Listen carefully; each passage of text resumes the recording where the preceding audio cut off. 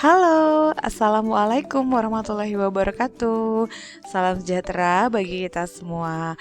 Menyapa mahasiswa baru tahun ajaran 2020-2021 dalam kelas matrikulasi kimia dasar. Nah, pada hari ini kita itu akan belajar tentang perhitungan massa molekul relatif. Tapi sebelum kita belajar sejauh itu, nanti kita akan kenalan dulu tentang apa sih itu bahan kimia.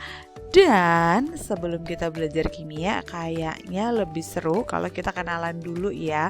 Karena kita nggak bisa tatap muka secara langsung, walaupun sebagian dari kalian mungkin sudah pernah ketemu ibu, tapi masih dalam keadaan bermasker gitu ya. Jadinya nggak bisa lihat wajahnya kayak gimana. Saya juga nggak bisa lihat wajah kalian kayak gimana. Nah, tapi untuk kesempatan kali ini izinkan saya memperkenalkan diri ya. Oke. Wow, slide selanjutnya kenapa macet? Sebentar ya. Oke, langsung saja nih ya. Jadi ini adalah saya, Wiwit Septianti. Jadi nama asli saya tuh yang ini aja nih, Wiwit Septianti. Terus kemudian jadi makin lengkap tiap tahunnya ya, Wiwit Septianti Alim SPDMSC. Nah, saya sendiri adalah dosen yang memperkuat skuad TBD. Jadi kalau misalnya salah satu di antara kalian ada yang tergabung dalam prodi teknologi bank darah, nantinya banyak ketemu sama saya gitu ya. Nah, ini adalah bukan bakat terpendam ya, ini namanya ya impian terpendam, pengennya sih jadi model tapi nggak kesampaian ya, jadinya foto-foto sendiri aja di depan rumah ya. Oke. Nah, kenalan dulu sama saya. Jadi saya sarjana pendidikan di bidang kimia. Saya dapat gelar ini di 2011. Kemudian melanjutkan master untuk kimia juga dan saya dapatkan gelar ini di 2016. Saya dapat gelar ibu itu sendiri di tahun 2015. Jadi selama saya kuliah S2, alhamdulillah saya sudah punya satu putra gitu ya. Hingga saat ini masih satu putra ya. Oke. Nah, setelah kenalan ini harapannya one day kalau misalnya kita sudah ketemu dan COVID-19 sudah berlalu, kalian bisa nyapa-nyapa saya gitu ya, Bu Wiwit gitu ya, walaupun kita nggak punya kesempatan untuk matrikulasi secara tatap muka, tapi semoga tidak mengurangi apa yang seharusnya bisa disampaikan saat tatap muka. Oke, kita lanjut ya. Karena hari ini kita harus belajar tentang perhitungan massa molekul relatif, tetapi kalau langsung ke sana kok kayaknya nggak ada pengantarnya dulu, maka saya akan memberikan pengantar terlebih dahulu ya. Nah, mengingat kalian ini adalah seluruhnya mahasiswa kesehatan gitu ya, kalian harus tahu nih apa itu bahan kimia, kemudian paradigma yang ada di lingkungan atau di masyarakat kita tentang bahan kimia. Banyak kan kalau misalnya kita melihat misalnya di pedagang-pedagang bakso misalnya dituliskan ini adalah bakso tanpa bahan kimia, atau kemudian kalau misalnya yang putri-putri misalnya sering pakai skincare ya, perawatan wajah, terus dibilangnya krim pemutih ini tanpa bahan kimia. Loh, kayaknya tuh kalau misalnya di masyarakat bahan kimia itu adalah segala sesuatu yang berbahaya. Apa benar sih bahan kimia itu adalah segala sesuatu yang berbahaya? Mari kita pelajari lebih lanjut. Nah, oke, ini tadi adalah cuplikan-cuplikan paradigma yang ada di masyarakat ya, yang sering menyatakan kalau baksonya ini tanpa bahan kimia. Nah, terus ada juga yang kayak gini, pemutih wajah alami tanpa bahan kimia. Nah, apa sih bahan kimia itu sebenarnya? Apakah hanya terbatas pada segala sesuatu yang berbahaya saja? Jadi bahan kimia itu secara harfiahnya diartikan sebagai segala sesuatu materi dengan komposisi kimia tertentu. Nggak jelas nih misalnya secara harfiahnya, tapi saya ingin menjelaskan kayak gini.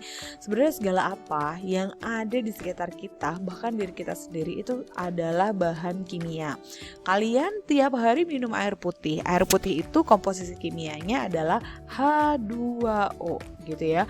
Apakah air putih bukan bahan kimia? Ya, air putih bahan kimia kan, tapi air putih alami. Betul, bahan kimia itu bisa alami, bisa juga buatan.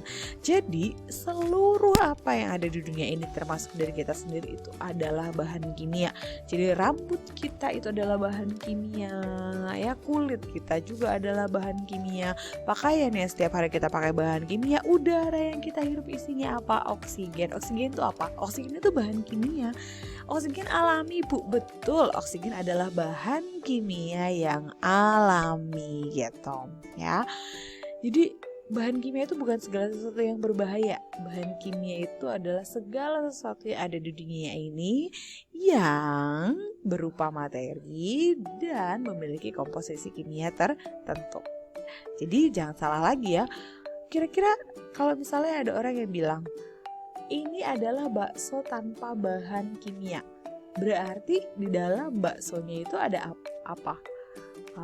Kalau misalnya kita bilang ini semangkok bakso tanpa bahan kimia, berarti hanya ada mangkoknya aja, nggak ada baksonya. Karena apa? Baksonya bahan kimia, airnya bahan kimia. Kalau di baksonya ada mie juga bahan kimia. Karena semua yang ada di dunia ini bahan kimia gitu ya. Nah, bahan kimia sendiri itu dibagi menjadi dua. Ada yang kita sebut sebagai unsur, ada yang kita sebut sebagai senyawa.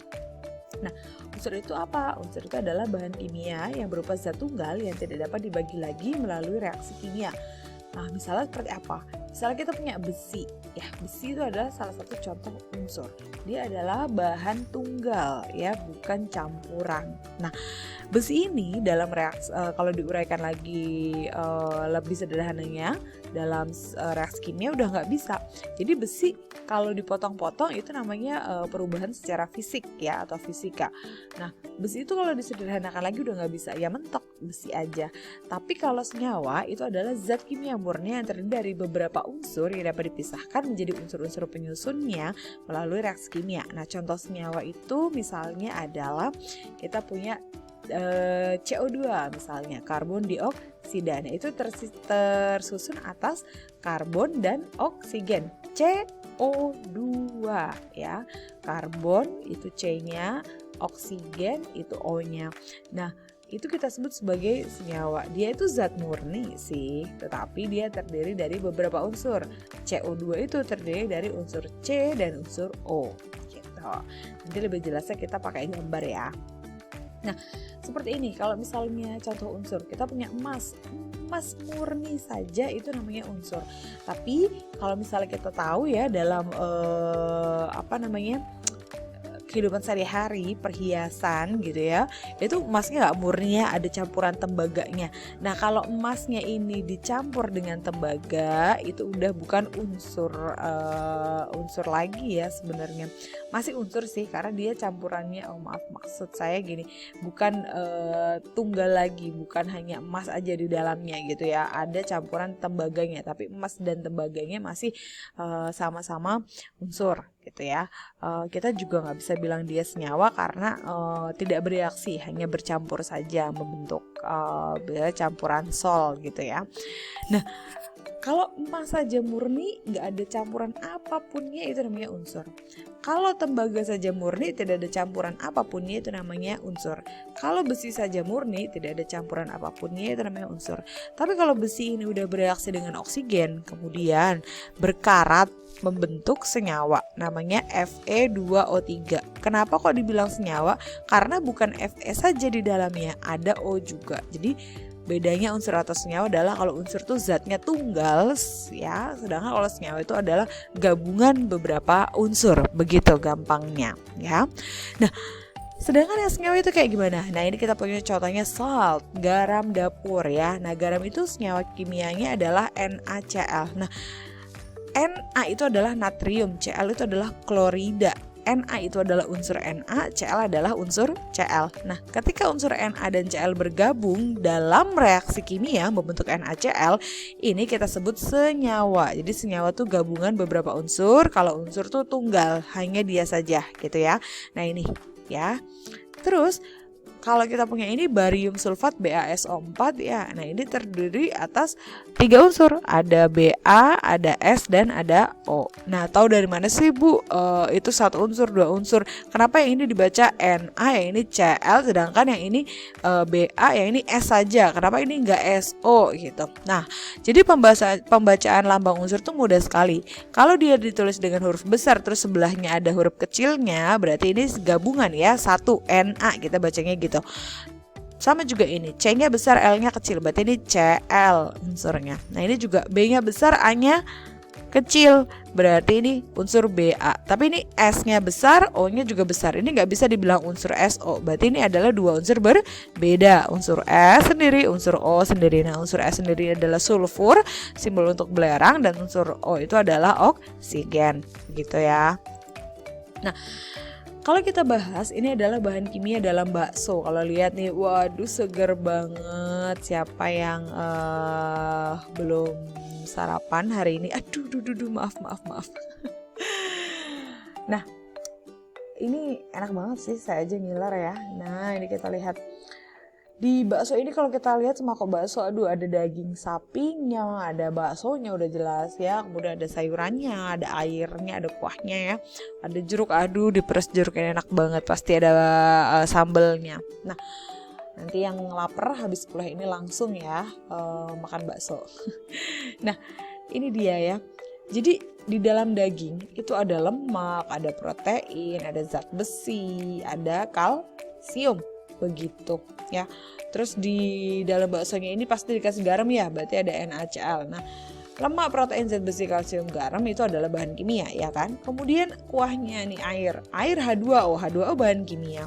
Kemudian di dalam jeruk ini ada rasa kecut-kecut, tapi ada juga rasa sedikit manis. Nah, ini manisnya adalah dari fruktosa, kecut-kecutnya dari asam askorbat. Ini adalah bahan kimia.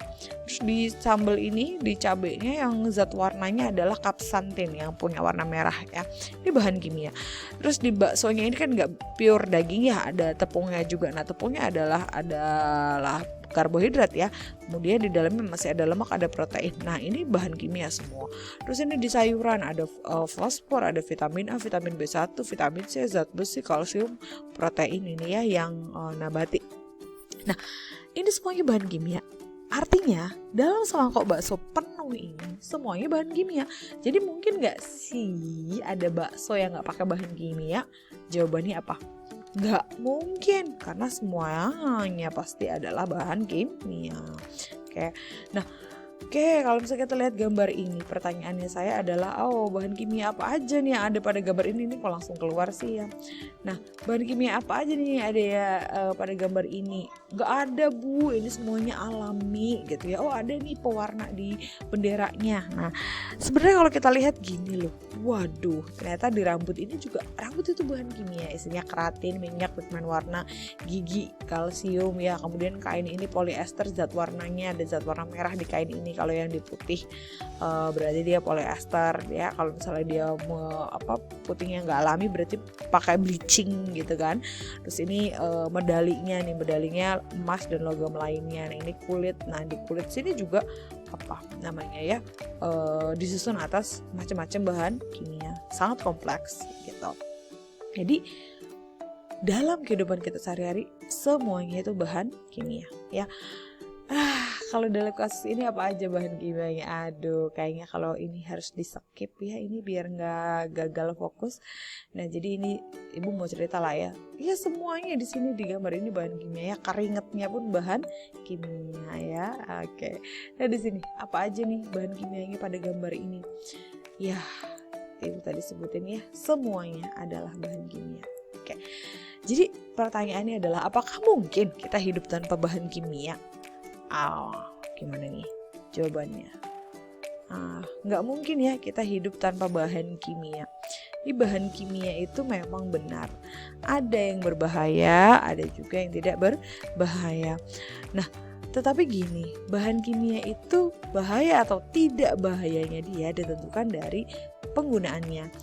Kalau misalnya kita bahas, ada bahan pewarna kain namanya Rhodamin B warna merah. Kalau di kain, kainnya tuh jadi bagus deh warna merahnya. Tapi kalau misalnya si Rhodamin B itu kita taruh di makanan, makanannya juga iya bagus warna merahnya, tapi bahaya buat tubuh. Jadi bahan kimia itu sebenarnya nggak bahaya kok, asalkan dia digunakan secara tepat, begitu ya. Oke, kita lanjut lagi di video selanjutnya. Terima kasih.